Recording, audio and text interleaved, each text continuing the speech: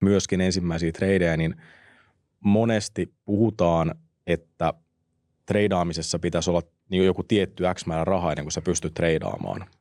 Niin millä potilla sä aloit treidaamaan silloin ihan alun perin? Hyvä kysymys. Ja silloin kun sanotaan aloitti aktiivisemmin alkuun, ehkä mitä itsekin tekee, vaikka moni aloittelija tekee, että lähdetään liian isoilla panoksilla heti alkuun, koska ajatellaan, että okei, siitä saa tietenkin se iso tuotto sillä houkuttelee. Tai se on niin kuin, niin tämä oli just seuraava kysymys, että kumpaa tykkää tehdä mieluummin, treidata nousumarkkinaa vai mieluummin sitten laskumarkkinassa shortteja? Molempia on ehkä tekee niin kuin 50-50 noin suunnilleen, mutta se lyhyeksi myynti vähän niin kuin, se on vähän niin kuin semmoinen kaupankäynnin pimeä puoli tai semmoinen, että dark niin side. kuin, joo. Tervetuloa The Mill-podcastin seuraavaan jaksoon ja tänään meillä vieraana on treidaushuoneelta Juho Haverinen. Tervetuloa. Yes.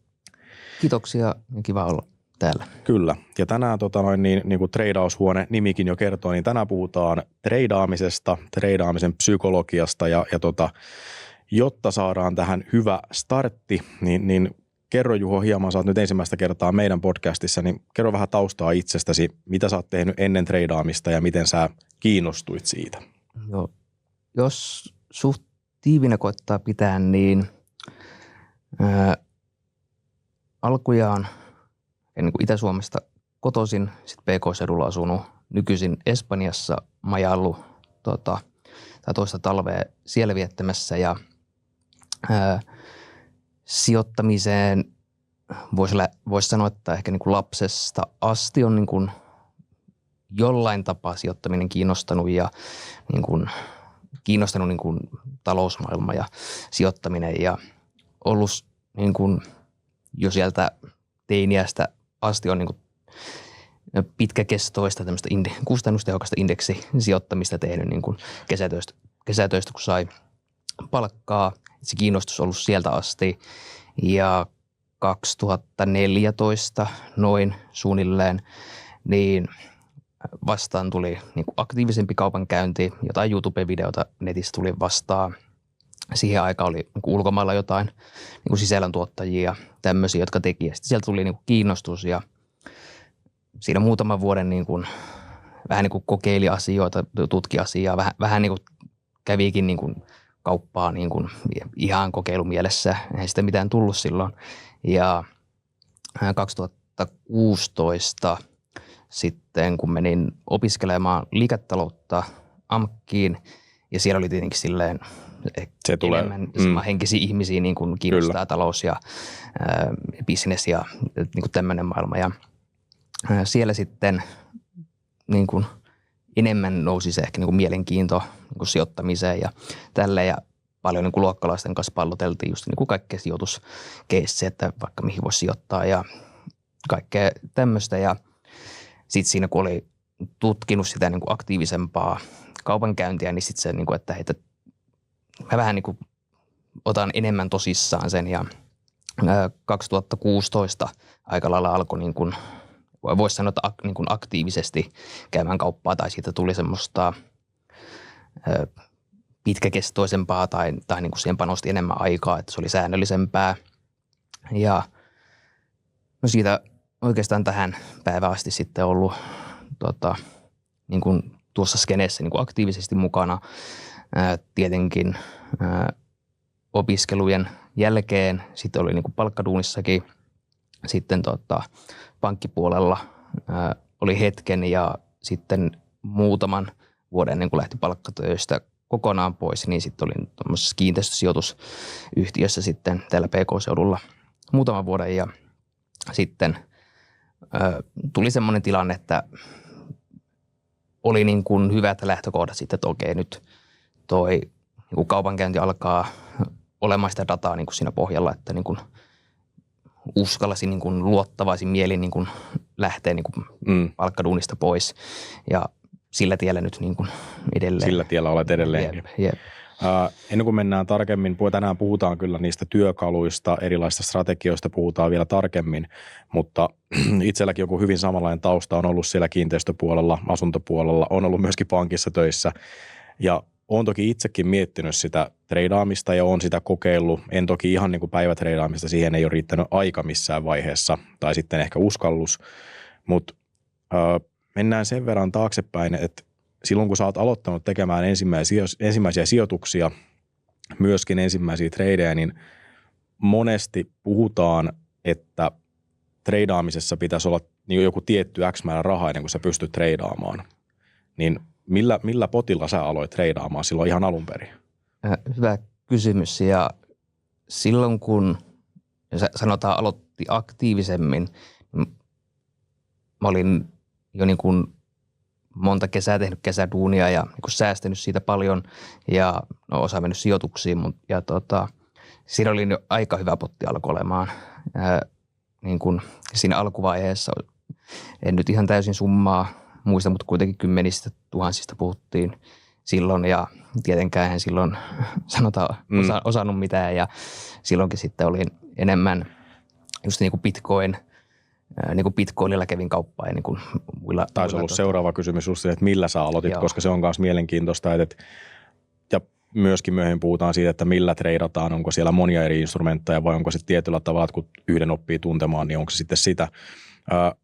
Myöskin nyt tällä hetkellä, kun on siis tuonne YouTubeen ja muihin kanaviin tulee hirveästi sisältöjä siitä, että joku on treidannut ja kasvattanut sen salkun muutamasta tuhannesta sitten miljooniin, niin miten sulla kävi siihen alkuun? Tuliko siinä niin kuin kuinka paljon turskaa, että jos sulla oli useampi 10 000, niin tultiko sieltä niin kuin hyvin lujaa alas ja sitten kerättiin opit ja lähdettiin tekemään uudelleen? Miten sulla meni? Joo, no ehkä niin kuin sanoin, niin just Bitcoinilla ja niillä kävi kauppa alkuun, se oli niin kuin Swin pohjasta, eli ei ollut ihan niin kuin sitä nopeinta hektistä hommaa. Ja niitä just niin kuin paljon luokkalaisten kanssa esimerkiksi sitten niin kuin vähän niin kuin sitä skeneä paljon puhuttiin ja katsottiin. Ja, alkuun ehkä mitä itsekin teki, vaikka moni aloittelija tekee, että lähdetään liian isoilla panoksilla heti alkuun, koska ajatellaan, että okei, siitä saa tietenkin se iso tuotto sillä houkuttelee, vaikka oikeasti ei osata niin kuin käytännössä mitään vielä. Ja itsellä vähän sama ja tietenkin se velkavipu houkutti siellä tosi kovasti ja sitten vivulla tietenkin paljon sitten alkoi ottamaan kauppaa. Jotkut niin kuin, tuotti ihan hyvin kokonaisuutena tietenkin tappiota teki niin kuin isompaa kuvaa katsoa, mutta ei ollut niin kuin, ei semmoista yksittäistä kauppaa tai semmoisia ollut, että olisi niin kuin, tiedäkö, salkku sulanut niin kuin yhdellä 2 kaupalla, mutta niin kuin, kyllä siellä. Tuleeko siinä alussa semmoinen huuma, että sitten, että niin kuin tajuuko katsoa sitä isoa kuvaa, että sitten kun saa yhden onnistuneen treidin, vaikka siinä olisi sitten niin kuin 10 tai 10 niin kuin tappioista treidiä aikaisemmin, niin tuleeko siinä semmoista harhaa, kuinka tarkkana olit siitä, että ne onnistuneet treidit on oikeasti onnistuneempia kuin sitten netosti ne kaikki tappiolliset? No eihän siinä alkuvaiheessa, niin ei siitä niin kuin, voisin sanoa, että isommalla osalla aloittelijoista, niin kuin itse mukaan lukien, niin ei sitä osaa analysoida silleen, vaan. Eli menee oppirahojen kautta maksaen. Niin, että siinä kyllä sai sitten niin kuin kantapään kautta sitten niin kuin oppia. Toisaalta se on niin kuin, siltä on hyvä, että senkin on niin kuin ehkä kokenut ja monihan lopettaa siinä vaiheessa, että ei tämä homma ei toiminut, että ei kiinnosta enää, mutta niin kuin monesti tuossa vaiheessa sitten ehkä tulee se, että ketkä sieltä tippuu pois ja ketkä niin kuin jaksaa sitä niin kuin jatkaa eteenpäin. Niin siitä varmaan alkaa se itse se oppiminen vasta sitten sen jälkeen, kun on huomannut, että okei, tämä ei ollutkaan niin helppoa, että tässä on varmaan niin kuin asioita, mitä pitää ensin opetella ja sitten se niin kuin lähtee rakentumaan se pohja sille.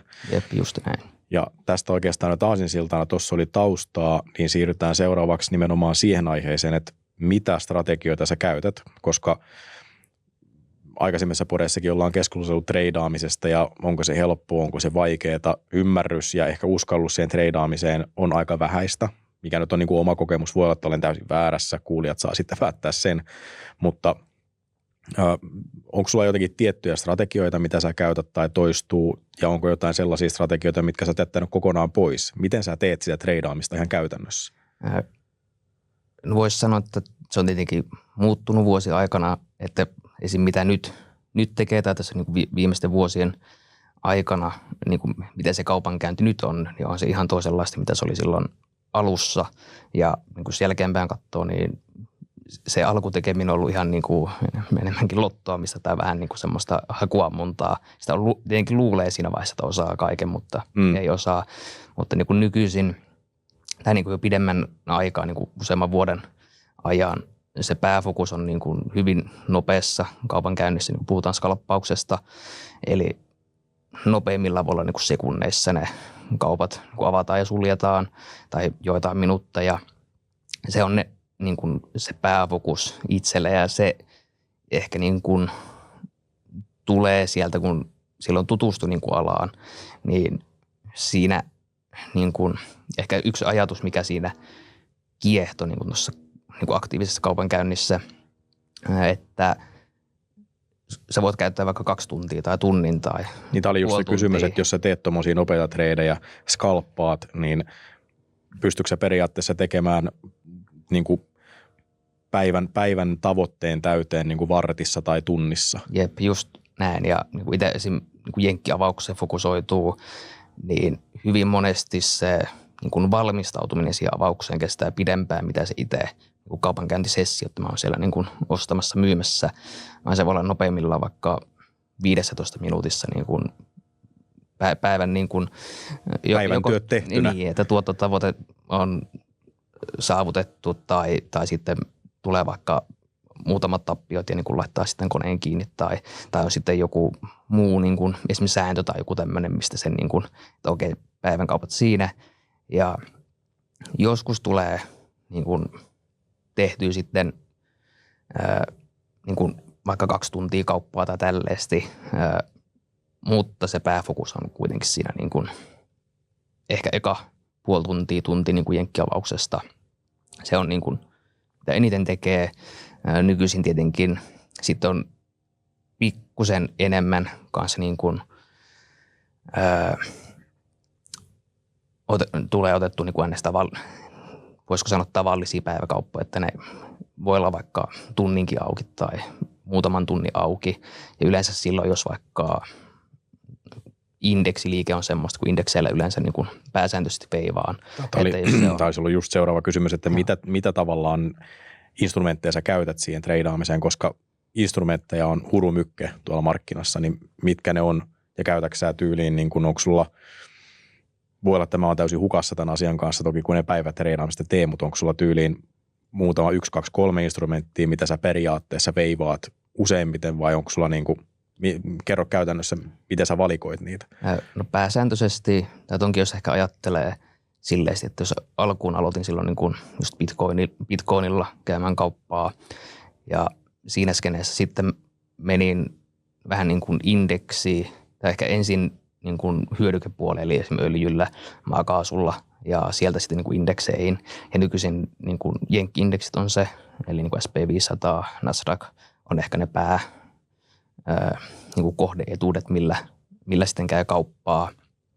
Ja sanotaan 8-90% tai jotain semmoista niin kuin käy niillä kauppaa. Ja sitten jos ottaa jotain vähän pidempiä päiväkauppoja, ne voi joskus mennä ihan niin kuin svinniksi, että ne on yön yli, niin ne on sitten monesti niin kuin osakkeella tai nyt vaikka niin kuin kulta, hopea, öljy nyt paljon pompannut, niin esimerkiksi sitten niin kuin muilla kohde-etuuksilla. Mutta siis vaihtuu kuitenkin tavallaan niin kuin momentumin perusteella, koska nyt alkuvuonna oikeastaan viime vuodesta alkaen, niin momentumin kohteena on ollut niin kuin raaka-aineet, arvometallit, ehkä niin kuin tämmöiset materiaalit yli immateriaalien, niin ne on tällä hetkellä fokuksessa, että niin kuin sen trendin tai momentumin mukaisesti säkin kuitenkin seuraat sitten. Jep, ja monesti niin kuin, just vähän niin kuin koittaa, miettiä kokonaiskuvaa, niin kuin vaikka niin kuin pitkäjänteinen sijoittaja tai vähän aktiivisempi vaikka osakepoimija, niin mielellään siellä sitten katsoa, että missä on vähän niin kuin kuumaa, että niin kuin, mihin vaikka niin kuin, niin kuin instituutiot ja tommoset sitten, niin kuin mistä se pääoma niin kuin, tai mihin se valuu, niin itse koettaisi sitä katsoa, että onko siellä joku teknologiapuoli nyt on niin kuin nosteessa tai onko joku defensiiviset siellä tai nyt niin kuin nämä kultanopea öljyhyödykkeet, niin sitten sieltä ehkä koittaa poimia, että mikä, niin kuin missä on kuumaa nyt, tai sitten miettiä, että mihinkä se, että jos nyt on tämä tilanne, että mihin se tämän jälkeen todennäköisesti voisi niin kuin allokoitua niin kuin se isompi pääoma.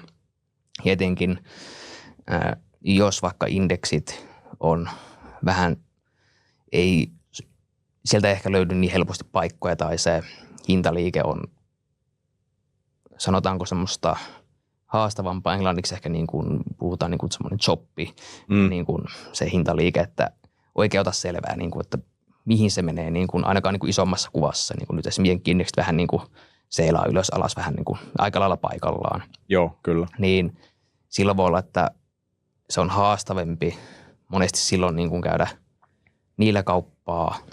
Tämä ei välttämättä löydy niin kuin ehkä siihen omaan niin kuin tyyliin välttämättä niitä kaikista niin kuin potentiaalisimpia paikkoja, niin silloin voi esim. Fokus mennä, että okei, onko siellä joku muu niin kuin ala tietyt osakkeet, kohdeetuudet sitten, mitkä on niin kuin, ne on paljon mielenkiintoisimpia, jolloin mieluummin käy niillä sitten.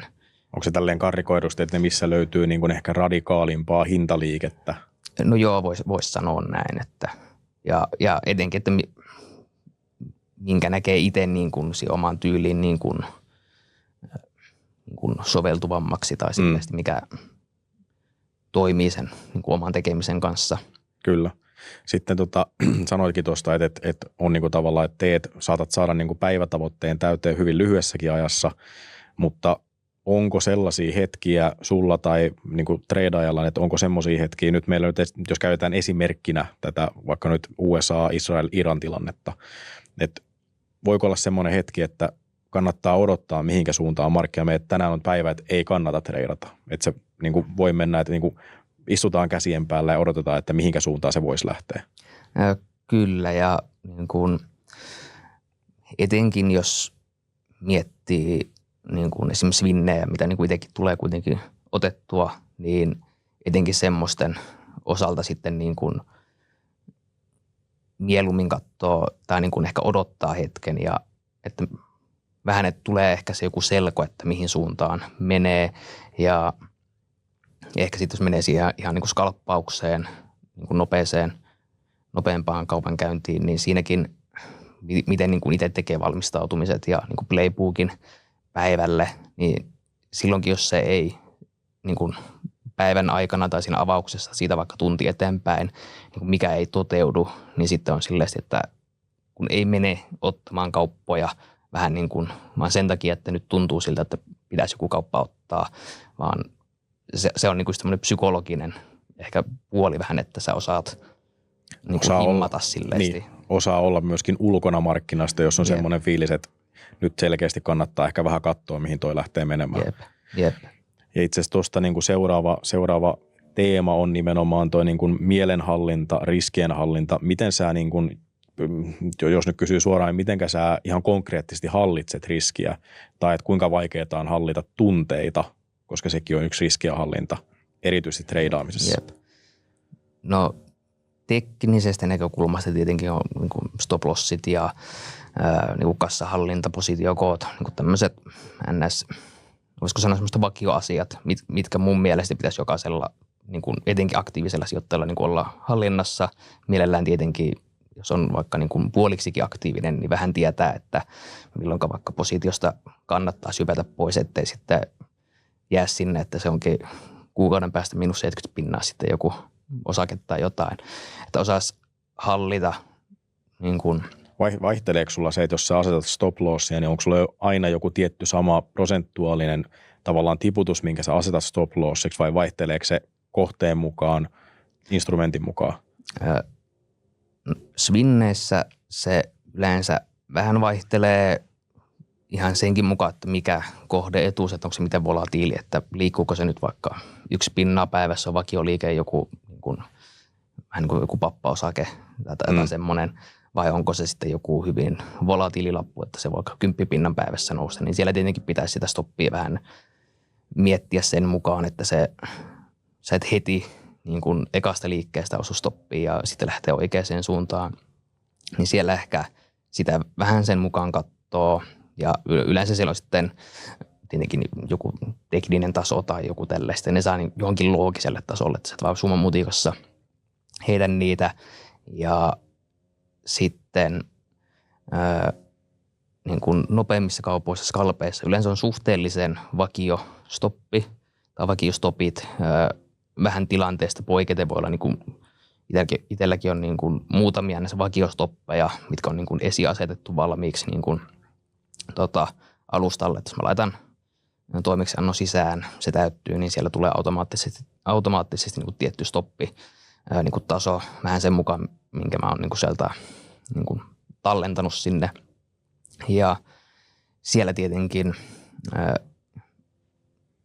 oikeastaan molempiin sille, että onko se nyt niin kuin semmoinen skalppauskauppa vai svinnikauppa tai vaikka pidempi päiväkauppa, niin koittaa aina miettiä sen, mikä se volatiili vaikka on avauksessa tai vaikka sen päivän aikana ollut tai vaikka sen viikon aikana, että nytkin kuitenkin vuoden 2 aikana niin kuin indeksissäkin ne liikkeet on ollut tosi isoja ja niin kuin tulee niin kuin isoja uutisia ja kaikkea, niin se heilunta voi olla tosi iso. Niin vähän miettiä, että jos hintaliike näytästää siltä, että nyt niin kuin voisi niin kuin käyttää vaikka vähän isompaa stoppia tai tiukempaa stoppia, niin sitten miettiä kanssa se niin kuin sinänsä avaustaso kanssa sen mukaan, että pystyykö sillä pelaamaan jollain tapaa, niin kuin, jolloin sä saat sitten vaikka stoppia tiukemmaksi. Kyllä. Eli siinä on hyvin monia tapoja käytännössä, mitä niin kuin koittaa huomioida silleesti. Ja sitten toi on niinku tavallaan toi on toinen puoli sitä kolikosta, että sä rajaat niinku riskiä siellä tappiopuolella, mutta onko sulla sitten jokin tietty päivätavoite, ja onko se suhteessa siihen instrumenttiin, että jos sä niinku saat esimerkiksi, kryptoissa päivänousut saattaa olla aika isojakin, ja kun saattaa ampasta niin 10% ylöspäin, niin onko sulla joku sitten taas siellä niinku tuottopuolella, onko se joku tavoite, koska yleensä psykologisesti ihmiset muodostuu sitä ahneemmiksi, mitä pidempään se nousee ylös, siitä on vaikeampi luopua. Jep.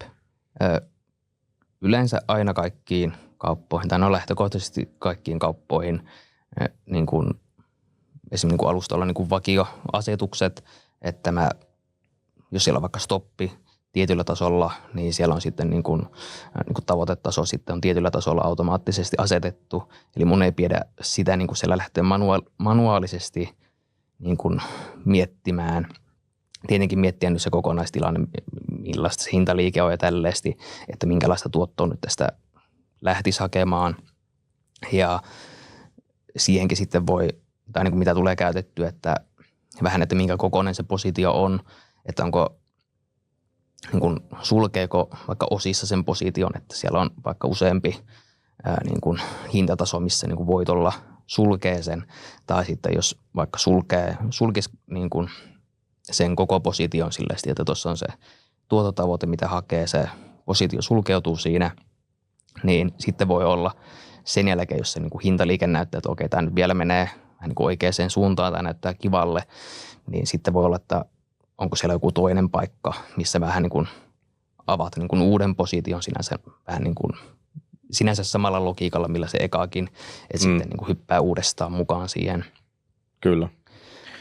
Suora kysymys seuraavaksi nyt, kun sulla on, että sä seuraat sitä myöskin niin kuin kumpaakin suuntaan seuraat sitä, että miten ne tasot liikkuu, mutta kuinka hyvin saat pidettyä, sä oot niin pitkään tehnyt treidaamista, tuleeko välillä niin kuin huomattua, että okei, nyt mä olin vähän ylimielinen tuossa treidissä, vai onko se aina samaa rutiininomasta, että onko se niin selkärankainen treidaaja, että se menee aina selkärangasta suoraan niin kuin hyvin teknisesti, vai myönnätkö, että välillä tulee otettua ylimielisesti näkemystä? Kyllä, siis joskus veikkaan kaikilla tulee joskus niin kuin vähäsen niin kuin yliammuttua vaikka joku, että jotain tuottoa tavoittelee tai tälleesti. Ja tuohon ehkä etenkin niin kuin, jos aloittelija, niin toi veikka on hyvin yleinen asia. Nykyisin sitä vähemmän tapahtuu, mutta niitä niin kuin ehkä kausia saattaa tulla ja se voi ilmetä esimerkiksi semmoisessa tilanteessa, että sulla on vaikka tosi pitkä niin kuin voittoputki tai niin kuin, että sä oot käynyt vaikka muutaman viikon kauppaa, että sulla on vaan voitollisia päiviä siellä, niin siinä voi tulla sitten vähän semmoinen monellekin, tai niin kuin, tunnen niin kuin ihmisiä, jotka niin kuin tehnyt pitkää hommaa ja niin kuin ammatiksi ja tolleen, niin heilläkin tulee joskus semmoisia kausia, että vähän niin kuin lähtee hakemaan ehkä liian niin kuin liikaa itseluottamusta siinä. Ja yleensä silloin sitten niin kuin sieltä saa sen opetuksen, että hei, että pysy siinä, pysy niissä merkeissä, mitä olet itsellesi asettanut siellä taktiikassa. Jep. Ja tuossa siis sen takia halusin kysyä ton, koska nousumarkkinaan on suhteellisen niin kuin helppo treidata, tai voisiko olettaa, mutta sitten kun tullaan laskumarkkinaan, niin se yleensä opettaa ja myöskin saa niin kuin ehkä treidaajan muodostamaan itselle sen niin kuin strategian, joka sitten pätee kaikissa markkinatilanteissa, mutta 2010-2020 oli käytännössä nousujohteista koko ajan, niin siinä saattaa muodostua treidaajalle kuva, että tämähän on aivan helpoin juttu, että miksei kaikki tee tätä. Jep, mutta tuossa on niin kuin hyvä pointti tulee se, että jos niin kuin aktiivisesti käy kauppaa, niin sillä sinänsä väliä, että meneekö ne ylös vai alas. Että ja kannattaako nousumarkkinaa muuten treidata? No vähän, että miten sen toteuttaja tekee, niin joo, on se niin kuin lähtökohtaisesti helpompaa, mutta sitten jos se on vähän semmoista hutiloiden tehtyä, niin voisi olla, että sä olisit ostanut ja pitänyt, niin saattaisi olla jopa isommat tuotot niin kuin joissain tapauksissa. Mutta niin kuin itsekin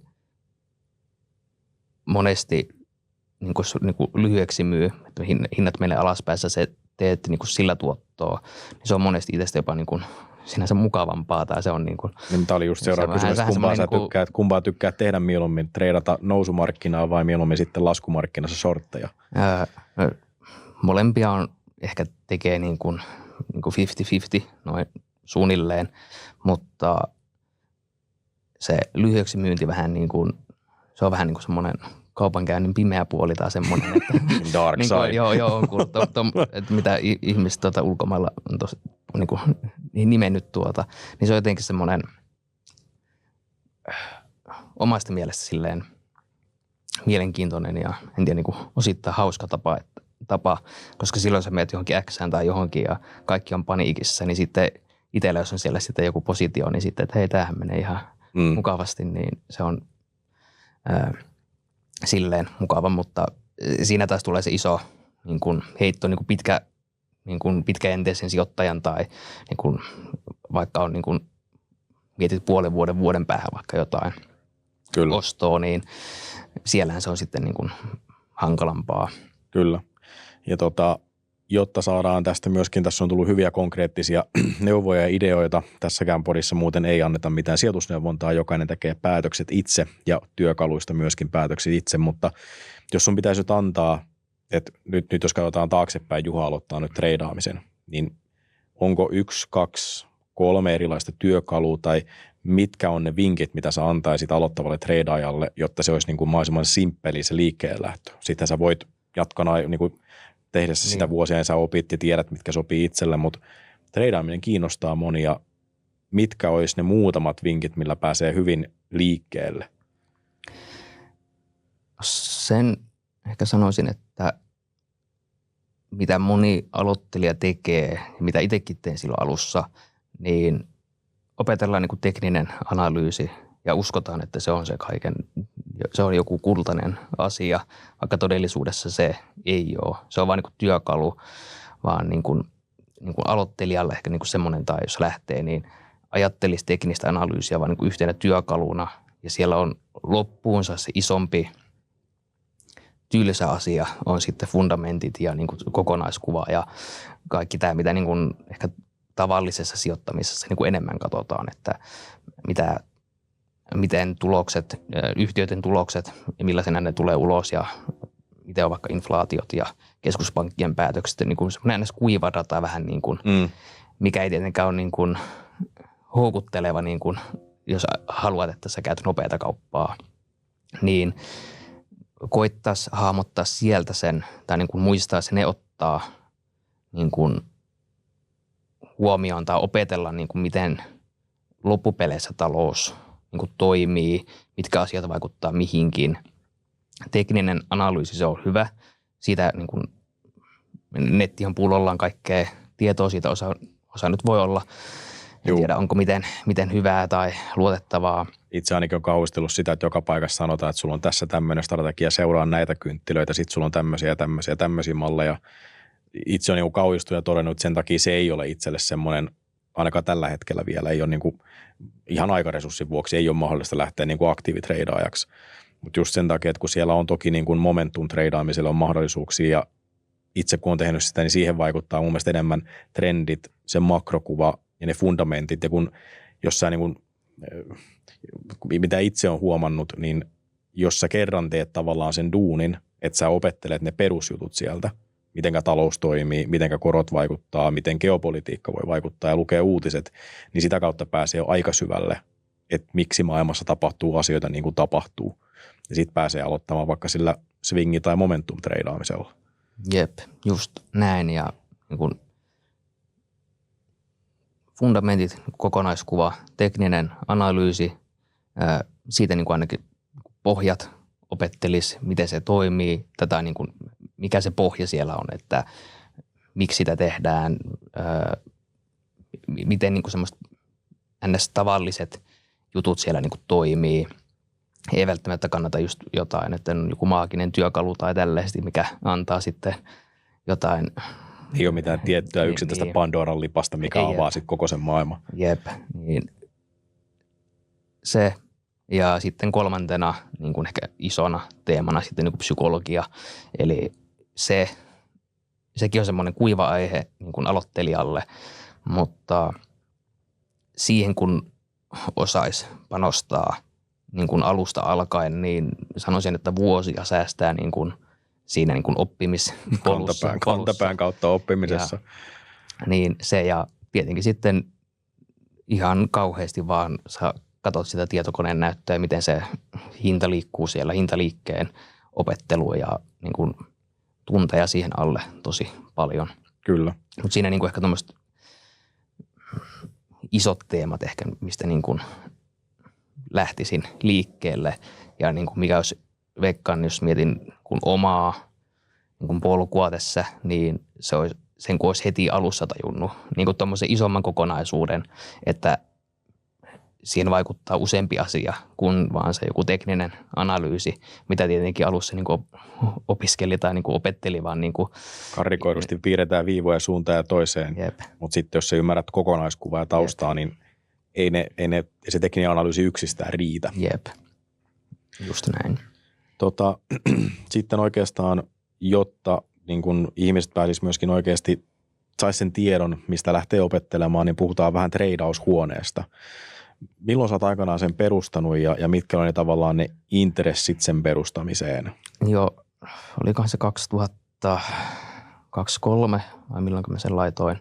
Ja se lähti siis liikkeelle siitä, että mä juttelin yhden hyvän ystävän kanssa, joka on kanssa niin kuin sijoitus niin kuin gameissa sille aktiivisesti mukana. Ja hänen kanssaan olin pallotellut niin kuin sijoittamisesta ja niin kuin ylipäänsä. Ja sitten hänen kanssa joskus juttelin vaan, että olisi kiva, että niin kuin pääsisi juttelemaan niin kuin muidenkin sijoittajien kanssa, että vaikka niitä tuntiskaan.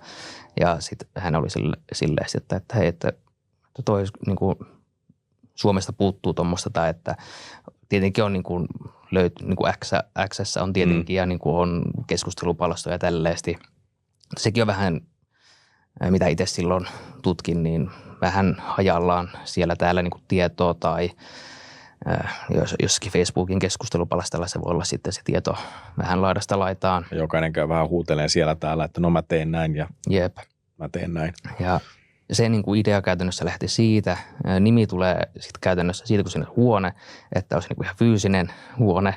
Ja siis silloin käytännössä kun nimen keksin, niin oli ajatuksissa, että olisi tästä Helsingin jostain keskustasta tai jostain, että olisi ihan fyysisen toimiston niin kuin hankkinut, mihin olisi niin kuin itse sitten mennyt käymään kauppaa ja sitten, että siinä olisi muutama niin kuin paikka ollut sitten niin kuin kiinnostuneelle tai että siellä olisi ollut niin kuin pieni poppo, joiden kanssa olisi voinut sitten niin kuin käydä päivittäin kauppaa. Ja se suunnitelma sitten vähän niin kuin lykkääntyi, kun tuli toi niin kuin Espanjaan lähtö. Ja se nyt on käytännössä siitä asti ollut holdissa. Suomeen tästä jos palaa, niin siitä on kyllä ajatus, että niin kuin ihan fyysinen toimisto sitten niin kuin Suomesta ja siinä jossain jo niin kuin, työpisteet vähän niin kuin, niin siellä on sitten pääsisi ihan livenä käymään kauppaa. Ja sieltä niin kuin käytännössä se lähti liikkeelle, että se ajatus ja niin kuin nimi tulee sieltä. Ja alkuun oli tavoite, että siinä tulisi vaikka 20 ihmistä, 30 ihmistä silleesti. Paljon teillä nyt on siellä? On siellä siis useampi 100 kuitenkin tällä hetkellä. Ja sitten se niin kuin yhtäkkiä siellä oli just 50 ihmistä, sitten 100 ihmistä, sitten 200 ihmistä ja sitten se kasvoi silleen, että niin kuin kiinnostaa ihmisiä ja samaan aikaan sitä aloin jotain blogia tekemään, niin kuin missä niin kuin puhuin niin kuin aktiivisemmasta kaupankäynnistä ja niin kuin teknisistä analyysistä, tämmöistä niin kuin yleisinfoa vähän. Niin eikö teillä ole siellä aina, niin kuin, onko teillä joka viikko vai joka päivä, millä frekvenssillä teillä on niin kuin tämmöinen markkinaläpikäynti? 2 viikossa on niin kuin ihan avoimesti siellä, että joka jato niin kuin pidetään siellä niin kuin mennessä tuommoinen livenä katsaus, missä niin kuin käydään talousdatat ja tulokset ja tekniset kuvat ja uutiset ja niin kuin sentimenttiä, mikä se tilanne on.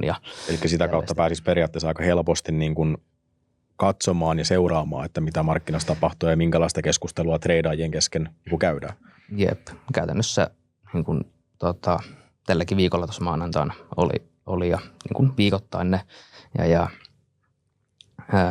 silloin niin kuin alkuaikaan sitten itse aloin siellä pitämään niin kuin jotain Q&A-liveä ja live-kauppaa kävin siellä niin kuin avoimesti ja niin kuin kaikkea tuommoista sitten teki siinä ja sitten jossain vaiheessa ihmiset alkoi kysymään, että niin kuin opetat sä tätä niin kuin jollain tapaa enemmän tai tällaista, että ihmiset piti sitä mielenkiintoisena ja sitten niin kuin, siinä tuli niin kuin NS-koulutustoimintaa, että myyttekö siis jonkunnäköistä niin kuin verkkokurssia tai niin kuin materiaalia, mistä saa tavallaan just ne perustiedot, mitä tässäkin nyt puhuttiin, niin saisi? No käytännössä joo, että itse olen tehnyt niin kuin 2 niin kuin nettivalmennusta. 3 on nyt niin kuin ollut jo pitkään aikaa työ alla, mutta en ole saanut ulos niin kuin, psykologiaan liittyen toi 3.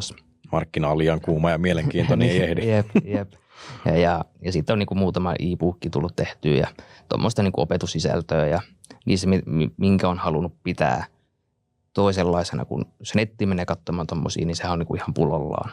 Ja siellä monesti sitten ajetaan vaikka lampolla tai ollaan jossain jahdilla ja sitten siitä helposti saa niin kuin ruusuisemman kuvan kuin mitä sitten se on ennen kuin tekee sen riittävän työn siihen onnistumiseen. Jep, ja niissä on monesti sitten, niin kuin, mitä itsekin on nähnyt sieltä, niin kuin itse kun aloitin, niin silloin 10 vuotta sitten oli just tommosia ja lupaillaan hienoja tuottoja ja kaikkea, niin miten itse halunnut tehdä niin kuin toisin tai niin kuin kasannut ne matskut sinne, että mikä on oikeasti oleellista, miten sä niin kuin opit ne niin kuin pohjatiedot, että sun ei välttämättä pidä netistä etsiä sitä kaikkea tietoa ja sä niin kuin oppisit itse niin kuin oikeasti ne niin kuin vaikka työkalut tai asiat, mitkä siihen liittyy, mitä ne käytännössä meinaa, mitä niiden pohjalta voidaan tulkita ja niin kuin sitä kautta se henkilö oppisi vähän niin kuin miettimään, että mikä se oma niin kuin tyyli on, että onko se jotain hyvin nopeata kaupankäyntiä, onko se jotain momentumpohjasta, onko se swinniä tai mitä tahansa siltä väliltä, että osaisi vähän niin kuin antaa työkaluja siihen, että sä löydät paljon helpommin sen oman niin kuin tyylin ja niin kuin polun ehkä sitten. Vähän niin kuin sijoittajaprofiilin valikointia siinä mielessä, että koska se sekamelska on ihan järkyttävä.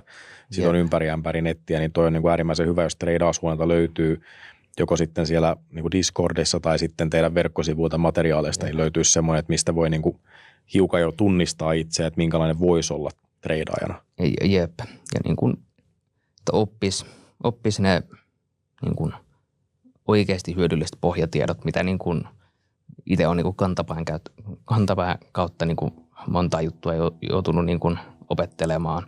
Ja niin kuin itsellä olisi niin kuin 10 vuotta sitten ollut jotain tuommoista niin kuin suomeksi, niin voi hitsi, että olisi ollut muuten kultakaivos siinä. Niin kuin silloin niin kuin jos mieti, että veikkaa, että olisi niin kuin säästynyt aika iso summan Kyllä. omaa pääomaa siinä silloin. Niin kuin. Juuri näin. Mutta niin kuin hommaa tulee tehtyä ja koettaa niin kuin sisältöä tehdä sitten niin kuin aiheesta. Ja sekin on ollut niin kuin hienoa, että Suomessa niin kuin ylipäänsä sijoittaminen kuitenkin niin kuin mielenkiinto kasvaa ja niin kuin mitä se on 10 vuotta sitten vaikka oli, niin nykyisin on paljon niin kuin sisällöntuottajia, mitä täälläkin podissa ollut, tekevät blogia tai somea tai niin kuin kaikkea tämmöistä kontenttia on, että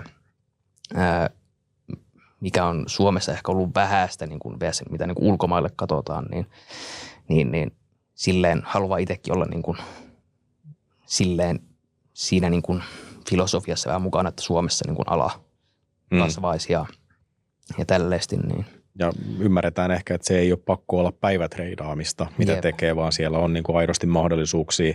Ja mä uskoisin, että moni suomalainen, vaikka siellä olisi se perussijoitussalkku rinnalla, jossa on niin kuin tavallaan sit pitkään jänteeseen vaikka kuukausisäästöllä sitten se niin kuin pohja, niin sulla voisi olla tämmöinen, missä teet vaikka just niitä momentum swingitradeja, jotka saattaa olla sitten niin kuukausien mittaisia. Jep.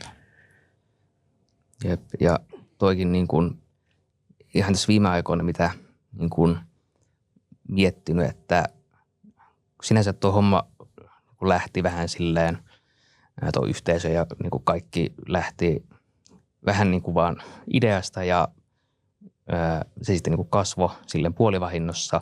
Mitä nyt viime aikoina miettinyt, että sitten on ollut tosi niin kuin hienoa, että on sitten päässyt niin kuin tutustumaan niin kuin alan ihmisiin vähän niin kuin kautta. Että jos mä olisin vaan niin kuin kotona 4 seinän sisällä käymässä kauppaa, niin sitä vaan niin kuin olisi siellä tuskin paljon tapaisi ihmisiä.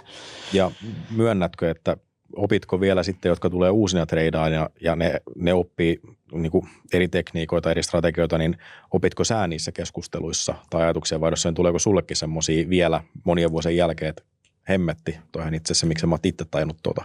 Siis ehdottomasti tulee tai niin kuin, etenkin niin kuin vaikka näkökulmia, niin kuin vaikka, että itsellä olisi vaikka joku näkemys johonkin kohde-etuuteen, että tämä on niin kuin omasta mielestä hyvä keissi. Joku toinen voi vaikka esittää niin kuin vastakommentin tai että miksi tämä on, että täällä on tämmöinen juttu, jolloin ehkä tullaan siihen, että monesti jos on joku lempilappu tai mistä tykkää, vaikka joku Tesla silleesti, että moni vihaa sitä ja moni taas on sitten, että se on niin kuin ihan best. Niin jossa tulee tunteet mukaan, kun pitäisi zoom out ja katsoa ihan vaan niin kuin. Jep.